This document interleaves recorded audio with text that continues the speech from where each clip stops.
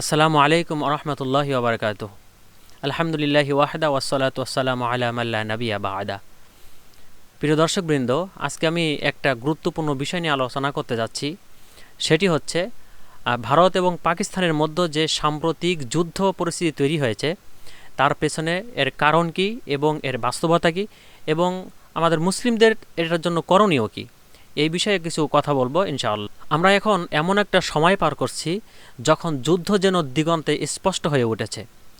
Media, সামাজিক যোগাযোগ মাধ্যম এবং রাজনীতিবিদদের কথাবার্তায় যুদ্ধের এই যে আগুনটা ছড়ানো হচ্ছে এটা একেবারেই স্পষ্ট। সীমান্তে সেনা মোতায়েন এবং গোলাগুলির খবর এটা অশান্তির ইঙ্গিত বহন করছে, যেটা আমরা সহজে অনুমান করতে পারছি। কিন্তু আসল প্রশ্ন হচ্ছে এই যুদ্ধ কার জন্য? আসল প্রশ্ন হচ্ছে এই যুদ্ধটা কার জন্য এবং এই যুদ্ধে কে লাভবান হচ্ছে এবং এই যুদ্ধে মুসলমানদের ভূমিকা কি, এটা অবশ্যই আমাদের খতিয়ে দেখা দরকার। এবং বিশেষ করে আমরা কিন্তু অনেক কিছু ভুলে যাই। ভারত এবং পাকিস্তান উভয় দেশের সাধারণ মানুষ, বিশেষ করে মুসলমানরা এই যুদ্ধের শিকার হবে, এটা আমরা সকলে জানি। আমরা আবারও বিভক্ত হব এবং আমাদের রক্ত ঝরবে, অথচ যারা যুদ্ধ বাঁধাচ্ছে তারা কিন্তু ঠিকই নিরাপদ থাকবে, যাদের সম্পর্কে আমরা কমবেশি সকলে জানি। এবং যুদ্ধ পরিস্থিতির এই অবস্থা দেখে অনেকে বলছেন এটা যেন নব্য ক্রুসেডের নতুন এক রূপ।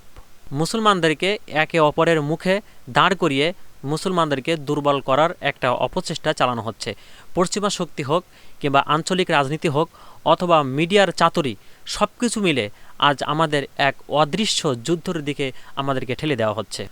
আমরা যদি একে অপরের প্রতি যদি বিদ্বেষ পোষণ করি এবং জাতীয়তাবাদকে যদি ধর্মের উপরে স্থান দেই, তাহলে এই মুসলিম উম্মার ঐক্য কোথায়? রাজনীতি আর মিডিয়ার খেলায় আমরা মুছে ফেলেছি যে আমাদের পরিচয় মুসলিম। প্রিয় দর্শকবৃন্দ, এখন আমাদের দায়িত্ব হচ্ছে বিবিধের আগুনে ঘি না ঢেলে বরং আমরা শান্তির বাণী যেন সমস্ত জায়গাতে ছড়িয়ে দিতে পারি। আমরা চাই ভারত এবং পাকিস্তান দুই দেশই এটা বুঝতে শিখুক যে এটা আমাদের যুদ্ধ নয়, এর যুদ্ধ কারোর ক্ষমতা রক্ষার যুদ্ধ এবং কারোর ব্যবসা রক্ষার যুদ্ধ। আমরা চাই পৃথিবীর সকল মুসলমান কুরআন এবং হাদিসের আলোকে ঐক্যবদ্ধ হোক। যুদ্ধ নয়, সংলাপ এবং ইনসাফের মাধ্যমে সমস্যার সমাধান হোক। শুধু তাই নয়, আমরা এটাও চাই যে মুসলিম উম্মা ঘুম থেকে জেগে উঠুক এবং চোখ খুলে দেখুক যে আসলে আমাদের প্রকৃত শত্রুকে।